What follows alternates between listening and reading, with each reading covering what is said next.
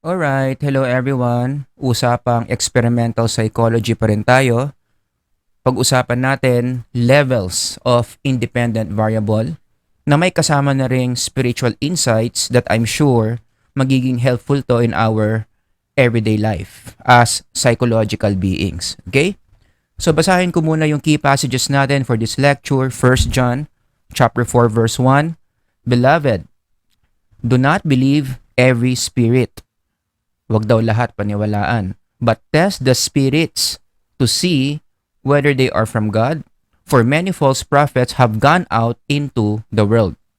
And then from 1 John, punta tayo sa Romans 1:20, one of my favorite passages, for His invisible attributes, namely, His eternal power and divine nature have been clearly perceived ever since the creation of the world in the things that have been made, so they are without excuse. Side comment lang ako, itong Romans 1:20, sa tingin ko, kung ikaw scientist, kung ikaw talagang pinag-aaralan mo yung mundo or the nature of the world, no? Sa tingin ko dapat talagang isa ito sa mga verses na pinaniniwalaan mo para mas maging ano ka, no? Mas maging tama yung perspective mo in how to do science. Okay, anyway, wala. Nag-side comment lang ako, no? So, as always, i-connect natin itong Romans 1:20 at 1 John 4:1 dito sa topic natin on the levels of independent variable.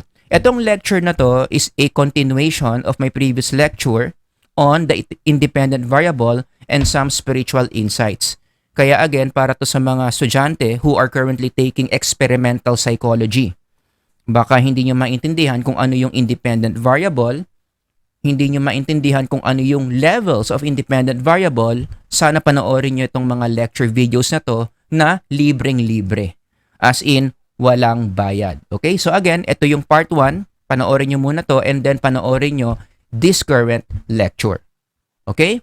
Ang bottom line, whether it's this lecture or this lecture, ang pinag-uusapan natin dito is the independent variable in a psychological experiment. So it's very important na sa isang psychological experiment, meron tayong independent variable. Again, panoorin nyo to. Pero yung independent variable na yon dapat merong at least 2 levels. Wherever you are right now, I want you to say 2 levels.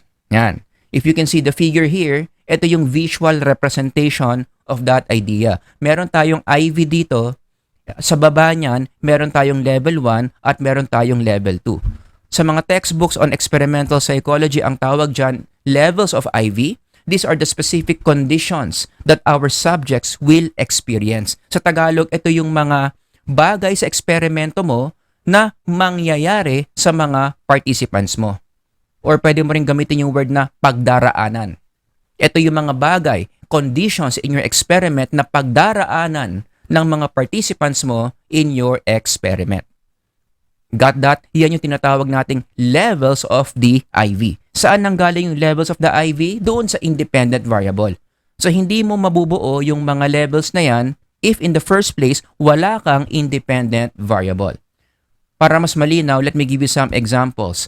Are light-colored rooms better than dark-colored rooms in increasing school grades? Ito yung experimental question mo. If I ask you, anong independent variable mo? Ano yung gagalaw-galawin mo dito? Ano yung imamanipulate mo dito? Sagot, color of the room. Ano yung levels? So yun yung tanong ko, ano yung IV mo? Ang sagot, color of the room. Ano ang levels ng colors of the room? Ibig sabihin, anong specific na mga klase ng rooms yung gagamitin mo in this experiment? Ang sagot, may mga light-colored rooms at merong mga dark-colored rooms. Yun yung level 1 and 2. Sabihin mong light-colored rooms ito, dark-colored rooms yung level 2. Got that? Another example. Ito yung experimental question. Does listening to rock music lead to higher level of happiness than listening to church music? Ano yung independent variable ko dito? Yung type of music or music genre. Yun yung independent variable. Ano yung levels? Ano yung specific types of music na pagdaraanan ng mga participants mo in your experiment? Dalawang klase. Merong rock music, sabihin natin yun yung level 1. Meron ding church music, yun yung level 2. Yun yung pagdaraanan ng mga participants mo in this study. May mga participants kang makikinig sa rock music, may mga participants kang makikinig sa church music. In my previous example, may mga participants kang ilalagay mo sa dark-colored rooms, may mga participants kang ilalagay sa light-colored rooms. Yun yung mga pagdaraanan nila in your experiment. Got that? Anong tawag doon? These are the different levels of your independent variable. I-connect mo yan sa mga old school psychological experiments. Pag-usapan natin yung Stanford Prison Experiment ni Philip Zimbardo. Kung psych major ka, dapat familiar ka sa experiment na yan at alam mo yung research question dyan at alam mo yung conclusion dyan. Gagawa na lang siguro natin ng ibang lecture yan, no? But in this experiment, ano ang independent variable? If you recall, ang independent variable dyan is yung role na binigay doon sa mga participants. Ano yung levels of those roles? Ano yung mga available roles in that experiment? May mga participants na naging prisoners, may mga participants na naging guards. So ito yung IV levels. What's the IV? The roles. The levels, prisoners and guards. Ganun yung terminology, no, sa experimental psychology. Another example of an experiment, the very popular Bobo doll study by, sana naman maalala nyo yung pangalan ng author nung study, hindi yung mas alam nyo pa yung Bobo doll, no? So ang pangalan ng may author ng experiment na to, Albert Bandura. Ang research question niya dyan, what causes aggression among children? Bakit may mga bata nagiging aggressive? Ano ang reason? Ano ang cause? So ginawa niya yung popular Bobo doll study. So in this study, ano ang independent variable niya? Model. Ano yung levels of independent variable? May mga bata dadalhin sa isang kwarto, manonood ng video where the model was violent towards the Bobo doll. Sinusuntok yung Bobo doll, binabalibag yung Bobo doll, sinisipa yung Bobo doll. Yun yung ginagawa ng model in this condition. So yung mga bata, yun yung nakikita in this level. On the other hand, doon naman sa next level, the non-violent model o the non-violent level, ang mga bata dito, yung model na pinanood nila, hindi violent sa Bobo doll. Wala silang aggression na ini-express towards the Bobo doll. Mabait lang yung model nila doon sa Bobo doll. Got that? So kayo nang bahala magbasa kung anong next nangyari at ano ang findings ni Albert Bandura. Assignment nyo yan. As a psych major, dapat alam nyo yan. But anyway, ang point ko dito, ito yung levels. Ito yung mga pagdaraanan or should I say, pinagdaanan ng mga bata in Bandura's experiment. May mga bata na nakakita ng violent model towards sa Bobo doll. May mga bata na nakakita ng hindi violent yung model doon sa Bobo doll. These are the levels of your IV. Does that make sense? Now, for the next slides, magbibigay ako ng mga items. Gawin nyo to as exercise. I-practice nyo yung mga sarili ninyo, no? Para masanay kayo to identify ano yung IV at the same time ano yung levels of the IV. Pero hindi ko na madidiscuss yung mga tamang sagot dito. Maybe you can just comment sa comment section ng mga tamang sagot nyo tapos ko-commentan ko kung tama ba yung mga sinulat nyo or maybe you can just email me. Andiyan lang naman sa baba yung email ko, para malaman nyo kung tama ba yung mga sagot nyo in the following items. So, pwede nyo na lang i-pause yung video, screenshotan nyo.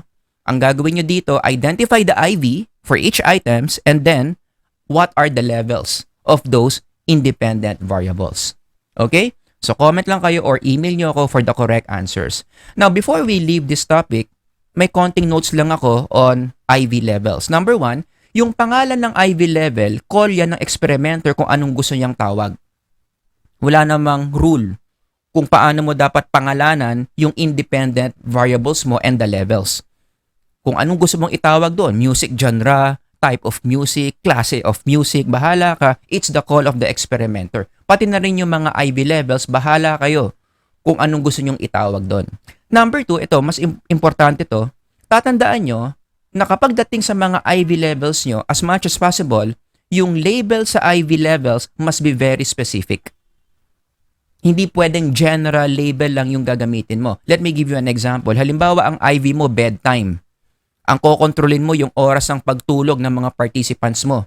Gusto mong malaman kung yung oras ba ng pagtulog may effect ba sa isang dependent variable. So, let's just keep it that way, no? General lang muna yung dependent variable. So, ito yung IV mo, bedtime. Tapos meron kang dalawang levels. Gusto mong malaman kung may epekto ba yung pagtulog ng maaga versus pagtulog ng late. sa isang dependent variable na hindi na lang muna natin papangalanan. Okay, now in this situation, mali yung ganyan.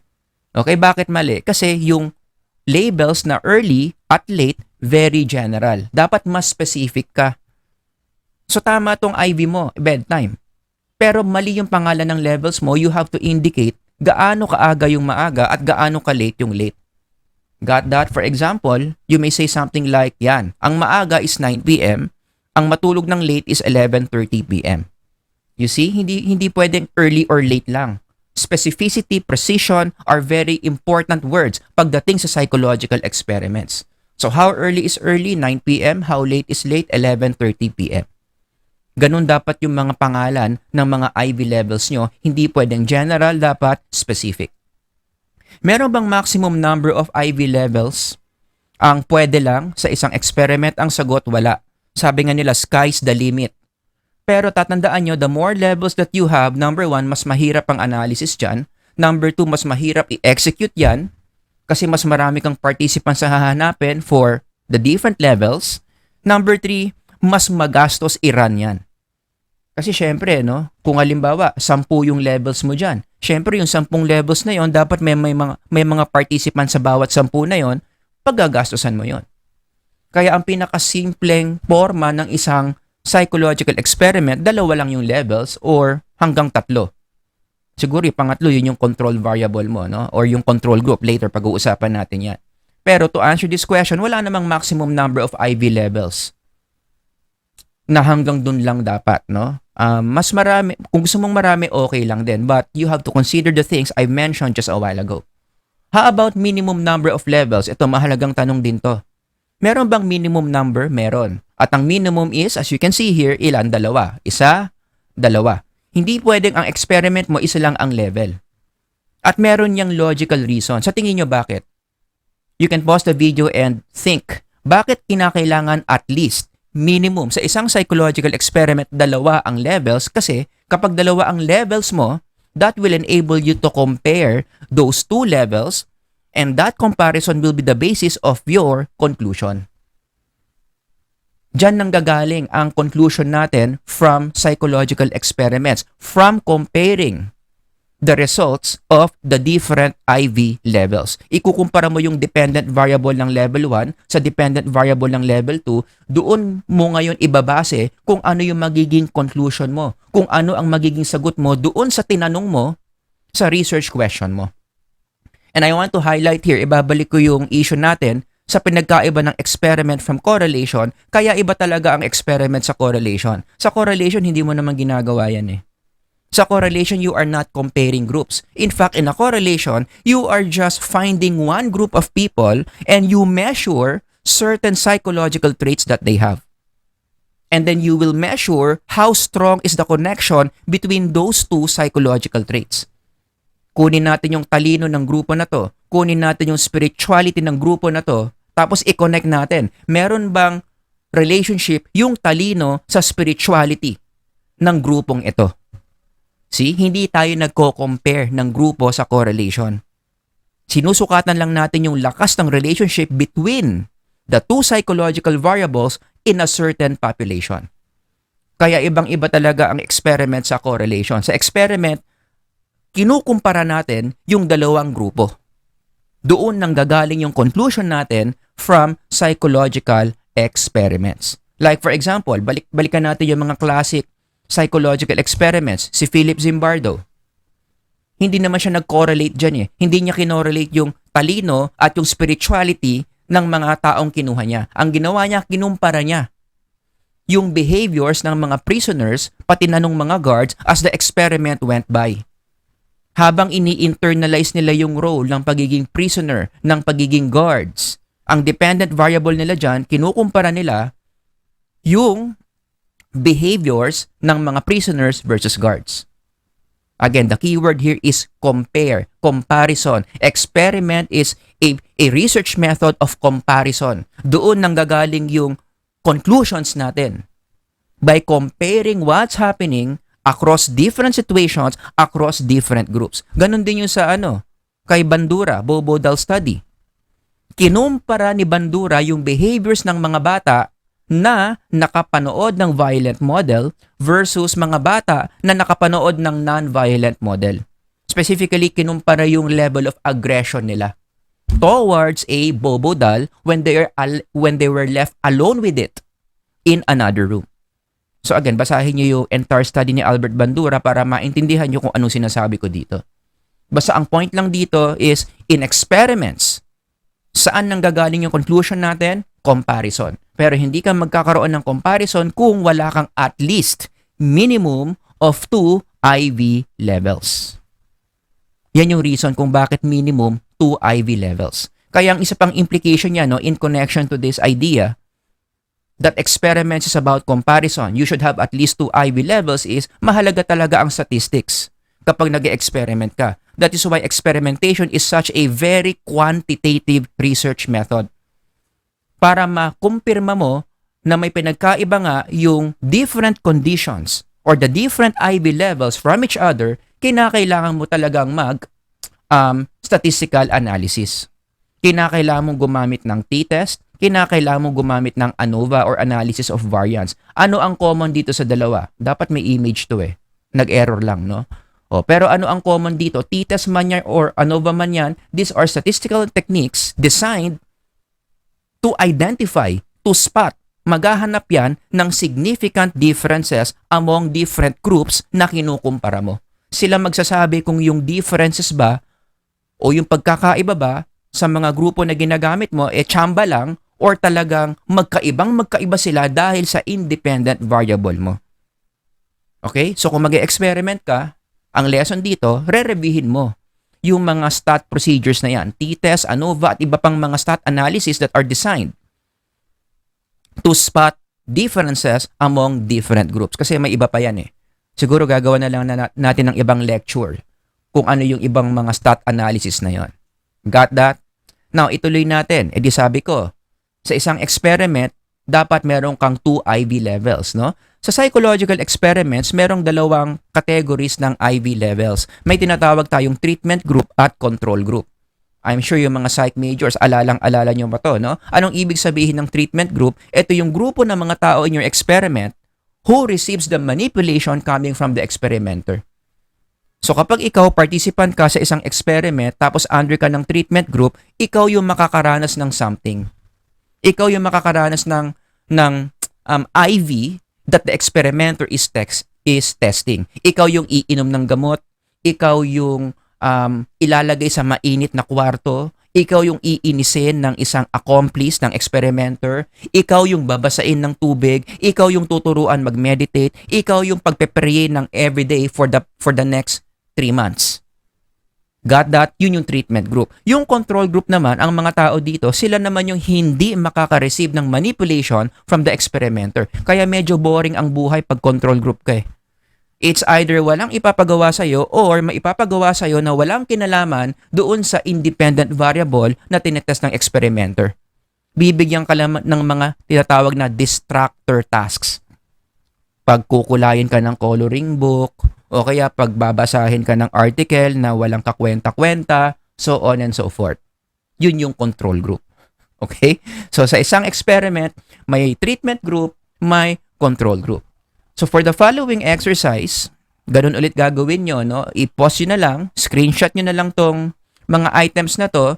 Ang task nyo dito is, hanapin nyo kung ano ang treatment group at ano ang control group in these items. Actually, pwede nyo rin isabay yung skill set na tinuro ko the previous lecture. Hanapin nyo na rin kung ano yung independent variable, pati na rin yung levels. So what's the IV? What are the levels of the IV here?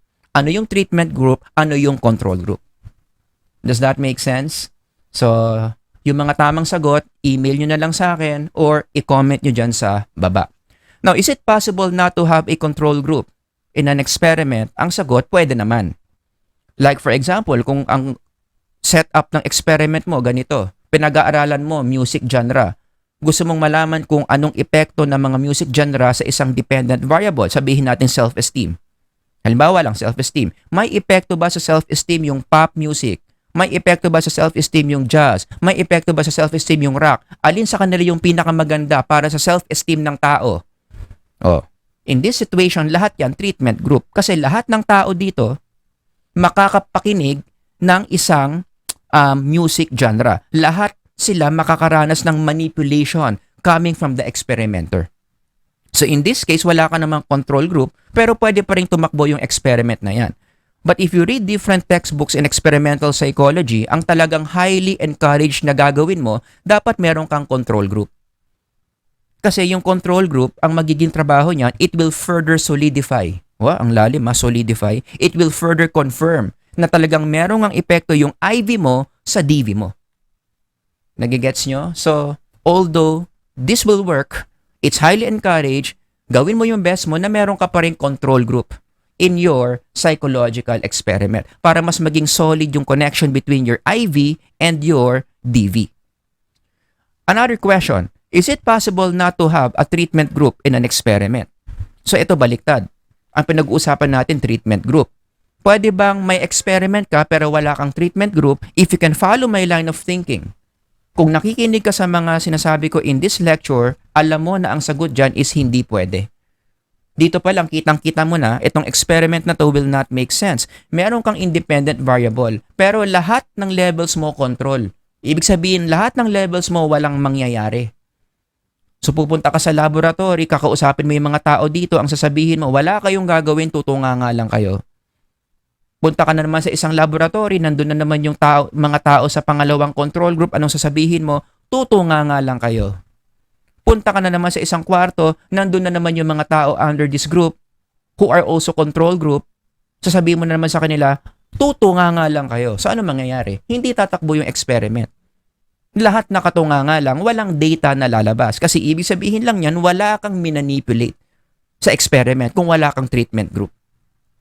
Isa nga yan sa mga hallmarks ng psychological experiments, di ba? Meron kang minamanipulate na something in that experiment. So the fact na lahat yan control group tells you na walang manipulation na nangyari, which questions your study kung experiment ba yan or hindi. Manipulation is one of the hallmarks of a psychological experiment. Nagigets nyo? So sana so far marami kayong natutunan about the levels of the independent variable. So as you can see on the slide, dalawang parts to, no? Na-discuss ko na yung technical aspect ng levels of the independent variable. Now we enter the more important part, which is the spiritual insights. Ano ba yung mga spiritual insights na pwede nating matutunan in connection to the levels of independent variable? Okay, ito na. Ready? We go back to this principle. Remember, there will be no conclusion without comparison in an experiment. Kaya nga sabi ko kanina, dapat there are at least 2 IV levels. Pag dalawa IV levels mo, pwede kang mag-compare, therefore magkakaroon ka ng conclusion. From the laboratory, from experimental psychology, talon tayo sa pang-araw-araw na buhay. Talon tayo sa spiritual world. Pwede mo ring i-apply yung principle na yan. There should be no conclusion without comparison. Ganon din pagdating sa mga beliefs natin, pagdating sa mga truth claims that we believe in. Dito kasi ang pinag-uusapan sa experiment, dependent variables eh. Pero pag-usapan natin yan in our everyday life, in our spiritual existence, ang sinasabi ng insight na to, huwag kang gagawa ng conclusion, huwag ka munang pumili ng isang belief system kung hindi naman nanggaling sa comparison yung choice ng belief system na pinaniniwalaan mo. Okay? Or in summary, ilagay ko sa isang box, application, huwag ka munang mag-conclude. Huwag ka munang pumili ng isang belief system kung hindi ka pa naman nagko-compare. Yan ang hirap sa maraming mga tao eh. Kaya minsan nagkakaproblema yung mental health. We tend to choose certain belief systems na akala natin tama, pero bakit mo pinili yung belief system na yon? Hindi mo naman kinumpara sa iba pang belief systems. Ang ginawa mo lang, basta mo na lang pinaniwalaan. Let me give you some examples of belief systems na hindi nanggaling sa comparison. Halimbawa, sinabi mo sa boyfriend mo, you are the best boyfriend. If you understand experimental psychology, you would know this is an erroneous statement. May problema sa statement na yan. Huwag mong sabihin na yung boyfriend mo is the best boyfriend. Bakit? If you can connect the dots, anong mali dito? Using the term comparison, hindi ka naman kasi nagkumpara ng boyfriend mo sa iba pang mga boyfriend. Tama ba? Hindi mo naman naging boyfriend lahat ng tao sa buong mundo.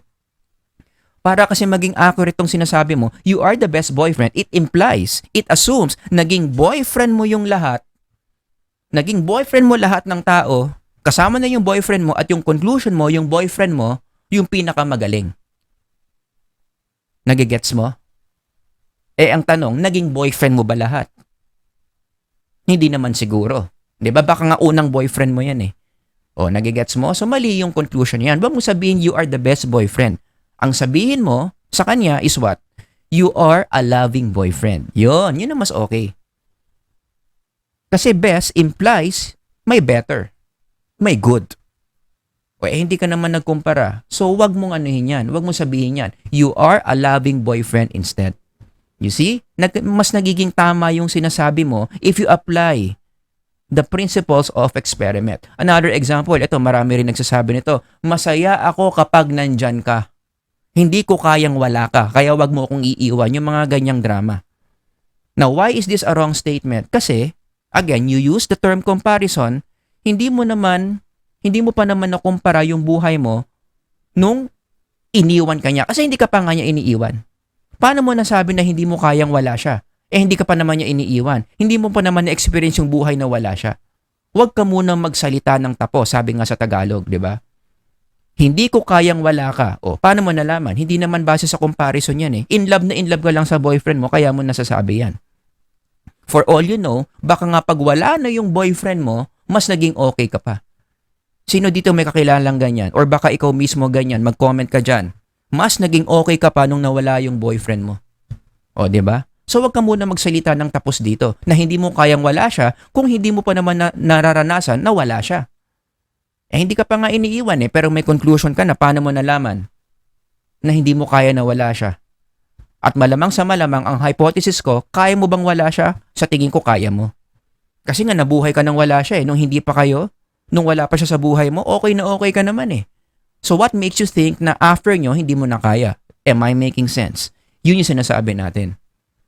Mas nagiging tama yung mga statements natin kung ina-apply natin yung principles of experimental psychology. But I think the most important spiritual insight na maraming tao nagkakamali, especially young people, is yung magko-conclude sila that there is no God. Parami na kasi ng parami yung mga kabataan ngayon who are claiming to be atheists. Naniniwala sila that there is no God, na walang Diyos, hindi totoo ang Diyos. Kaya ang religion, kalokohan yan. Now, the reason why I'm emphasizing on this because this is the most important belief system that the psyche should have. As you know, the nature of this channel, yan ang foundation ng psyche natin. Merong Diyos na gumawa sa psyche. So I think, ang laki-laki ng risk, ang dami mga psychological outcomes na negative kapag nagfa-function ka sa buhay na hindi ka naniniwala na merong kang creator. At parami ng parami ang mga kabataan ngayon na ganyan na ang paniniwala. Now, the question is why?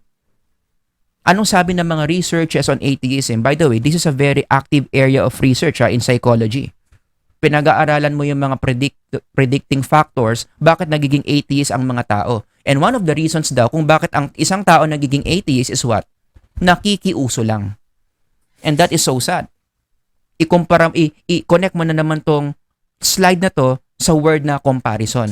Karamihan ng mga kabataan ngayon naniniwala silang walang Diyos not because they have compared that belief to an alternative belief that there is God, but because naniniwala silang walang Diyos kasi uso. Ang tawag dyan sa social psych, bandwagon effect. A psychological phenomenon in which people do something primarily because other people are doing it, or in this case, because other people believe it. Eh kasi mukhang cool mukhang cool yung maging atheist ka. Kasi pag atheist ka, ano ka, liberal ka. Pag atheist ka, ibig sabihin, you are your own God. Ibig sabihin, you follow your heart. Ikaw yung Diyos dito, ikaw yung tigasin dito. Modern man, modern woman, usong-uso yan. So maraming mga kabataan, gustong maging cool, they choose atheism. Nakikibandwagon effect. But if you are a psych major and you are claiming that you are a student of science, hindi ka dapat nagiging atheist because of bandwagon effect. Dapat, yung atheism, kinukumpara mo sa alternative idea which is theism. Bago ka mag-conclude na there is no God, ikumpara mo muna yung idea na there is no God sa idea that there is God. Dapat meron ka munang comparison. Ano yung mga reasons for atheism? Ikumpara mo yun sa mga reasons for theism. Hindi yung dahil ang teacher mo atheist, yung kaibigan mo atheist, yung fina-follow mo sa YouTube, tinuturuan ka maging atheist, ay naging atheist ka na rin. Hindi ka muna nagkumpara. Ikumpara mo muna yung reasons. Ano yung mga good reasons para maging atheist versus ano yung mga good reasons para maging theist? Yun yung reason why I read 1 John in our opening verse a while ago. Yan yung tinuturo ng 1 John. Tinuturuan din tayo ng scientific attitude dito. Anong sabi? Beloved, do not believe every spirit. Huwag ka kaagad maniniwala but test. That word test is very experimental. Kaya nga sa science, meron tayong hypothesis testing, which we also do in experiments. Do not believe every spirit, but test the spirits to see whether they are from God. Nagigets nyo? Bago ka mag-conclude, mag-compare ka muna. I-test mo yung spirits. Ikumpara mo yung spirits with each other, and from there, you make a conclusion. For many false prophets have gone out into the world. So ikumpara mo ano yung mga good reasons para maging atheist, ano yung mga good reasons para maging theist. Kumpara mo yung mga evidences na walang Diyos. Ikumpara mo yon sa mga evidences na merong Diyos. Nagigets nyo?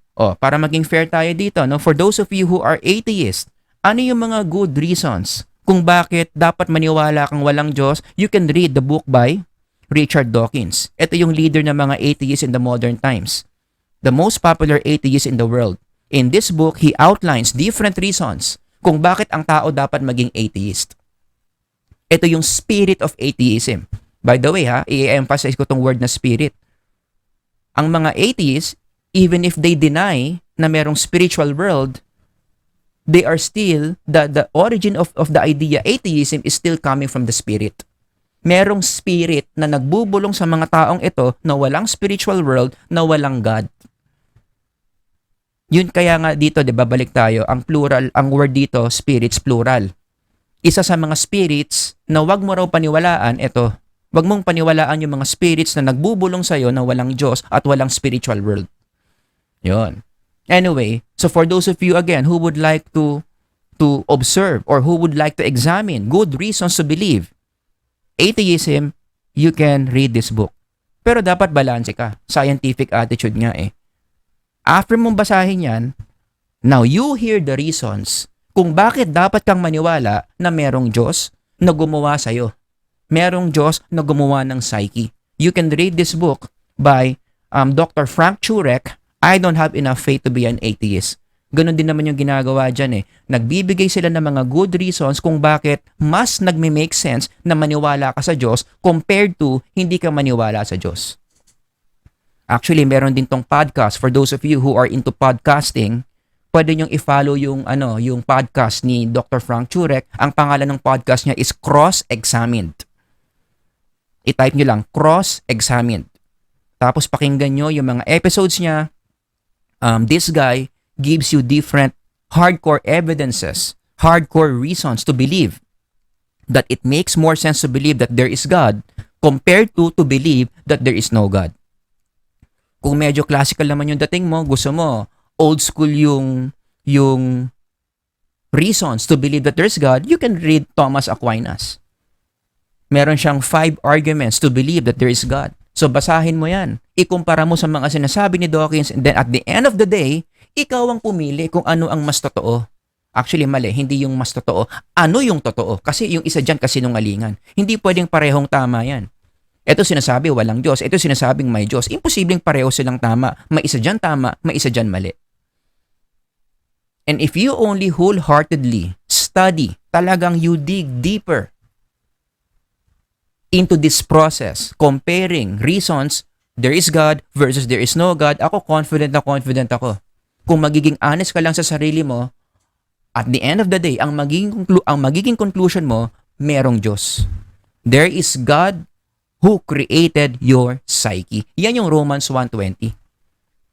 Yun yung sinasabi ng Romans 1:20. For his invisible attributes, namely his eternal power and divine nature, have been clearly perceived ever since the creation of the world in the things that have been made, so they are without excuse. Anong ibig sabihin ng so they are without excuse? After mong ikumpara yung atheism sa theism, tapos magko-conclude ka kung ano ang tama sa dalawa, super sure, 1,000% talagang magme-make sense sa'yo to believe that there is God. Sa sobrang obvious, talagang maniniwala ka na may Diyos. Ang tanong, bakit maraming mga tao hindi nila nakikita yung obvious reason that there is God? Anong sagot? Kasi nga, nakiki-bandwagon effect. Yan yung reason. Kaya hindi mo nakikita yung obviousness na tama yung theism. Kaya hindi mo nakikita yung obviousness that there is God. Kasi nakisakay ka lang sa bandwagon. Hindi mo kinumpara yung mga evidences. Nakisama ka na lang. Nakisali ka na lang. Nakiuso ka na lang imbis na in-examine mo talaga yung difference of those beliefs. There is God versus there is no God. Again, kung talagang magiging honest ka lang sa proseso, pag-aaralan mo yung evidences, there's God versus there is no God, it's so obvious. Hindi mahirap maniwala that there is God. In fact, let me give you one example. Halimbawa, it used to be believed. Yung mga atheists naniniwala ang buhay daw can be reduced to a simple cell. Okay? Look at this. This is just a simple cell. So, nung na-discover yan ni Darwin na meron tayong simple cell, we are comprised of cells, that's it. Naniwala siya na walang Diyos. Cells form us. At itong cells na to, kaya nagkaroon yan in the first place, billions of years, nag-evolve lang ng nag-evolve. Nagigets nyo? Yan yung atheism view. Pero, kung ikukumpara mo yung evidence ng theism will tell you na etong cell na to, sa labas, mukhang simple. Mukhang kayang gawin ito ng random explosion in the universe. Pero, kung i-zoom in mo yung loob ng cell, sabi ng mga theistic scientists, look at this. Look at that. Ito yung loob ng cell. Punong-puno siya ng different parts na lahat merong function. It's like a factory. Isang cell pa lang yan. Ilang cells meron tayo? Trillions. So sa bawat isang cell na meron ka, trillions of those cells, sa loob niyan, ganyan ang itsura. Trillions of factories working interdependently with each other para tayo mabuhay. Nagigets nyo? Now, you tell me, using your common sense, sa tingin nyo, etong different parts of the cell na to that are working together as one, kaya ba yung magawa ng evolution out of random explosion, tsamba lang na nagkaroon ng mga parts na yan? Sana naman meron kayong common sense. At ang common sense will tell you, imposibleng ito, nag-evolve lang. In fact, sabi ng mga scientists, magtanggal ka lang ng isang part dyan. As in, isa lang. Kahit gaano kaliit na part yan in this cell, magtanggal ka lang ng isa dyan, this cell will not survive. And this cell does not survive, our very existence as human beings will be impossible. In other words, para mabuhay ang tao, para magkaroon tayo ng existence, dapat yung lahat ng parts na yan, sabay-sabay na siyang nagfa-function at one particular point in time. Unlike what Darwin is saying. Ang sinasabi kasi na Darwin, dahil nga evolution, di ba? Meron daw isa dyan nagsimula. May isang unang nag-e-exist dyan. And then billions of years, yung isa naging dalawa, yung dalawa naging tatlo, hanggang sa maya-maya lahat ng parts na yan nag-e-exist na, nagkaroon na tayo ng unang simple cell, and then billions of years ulit, maya-maya naging simple organism na yan, so on and so forth hanggang sa ngayon, na naging tao ka. That does not make any sense. Kasi nga, para gumana ang isang cell na to, para masustain niya yung life, all these parts must already be existing and working at one point in time ng sabay-sabay. Ang tawag dyan in philosophical terms, irreducible complexity. Hindi mo pwedeng hantayin na ang isang part ng cell, manganganak siya ng different parts of the cell. Dapat lahat ng parts na yan sabay-sabay na nag-e-exist para gumana ng maayos yung cell na yan. Kaya si Darwin na mismo nagsabi niyan kung mapapatunayan daw in the future na na may isang complex thing like this, na hindi siya bunga ng evolution. From the very start, ganyan na kaagad yung complex thing na yon, then evolution does not work. And guess what? It just happened. Maiintindihan mo rin naman si Darwin kung bakit niya nasabi yan during his time. Bakit? Hindi pa ganun ka-sophisticated yung technology for human beings to see kung anong nasa loob ng cell. Akala nila ang cell, eto na, that's it. Oh. Pero nung nakita na ng modern science, ang dami ng technology na naimbento where we saw the different parts of what's inside the cell, super complex, imposibleng evolution to. This cell is designed. This is not the product of billions of years of evolution. Kaya kung a-apply mo yung sinasabi ni Darwin dito, ano yung word na ginamit niya? My theory would absolutely break down. And guess what? These slides na pinakita ko sa inyo would prove to you that the evolution theory na pinanggagalingan ng mga atheists is already broken down. Imposibleng ito, yung ganitong complexity is the product of evolution. You see? Oh, ngayon ikukumpara mo na. Anong sinasabi ng mga atheists about the cell? Anong sinasabi ng mga theists about the cell? From there, now you compare. At sana, nung narinig nyo tong simple presentation ko on that comparison, ang sabi ng Romans 20, naka-clearly perceive ka. Sa Tagalog, anong ibig sabihin ng clearly perceive? Kitang-kita mo kung ano dapat ang paniwalaan mo. Kitang-kita mo kung alin dito ang tama. Kinumpara mo. Kaya kapag pumili ka ng isa dyan, after your comparison, most likely, yung pipiliin mo dyan, yung tama. Kasi again, imposibleng parehong tama yan. May isa dyan tama, may isa dyan mali. And based on the evidences I've presented, clearly sana na-perceive ninyo that theism is correct over atheism. And I am not alone in claiming this. No? Kahit yung mga old school scientists, yan yung paniniwala nila eh. The more you understand how complex the world is, talagang super clearly perceived.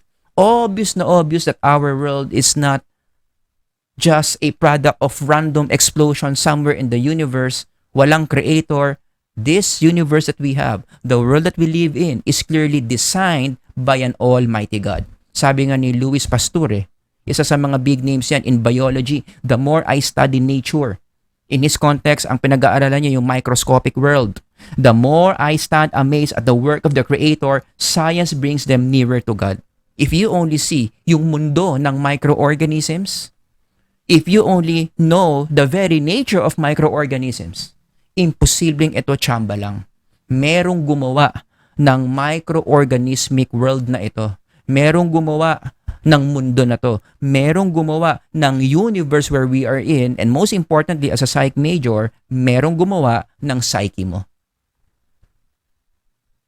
Nagigets nyo? So yan ang tinuturo sa atin ng experimental psychology. We should base our beliefs on comparison.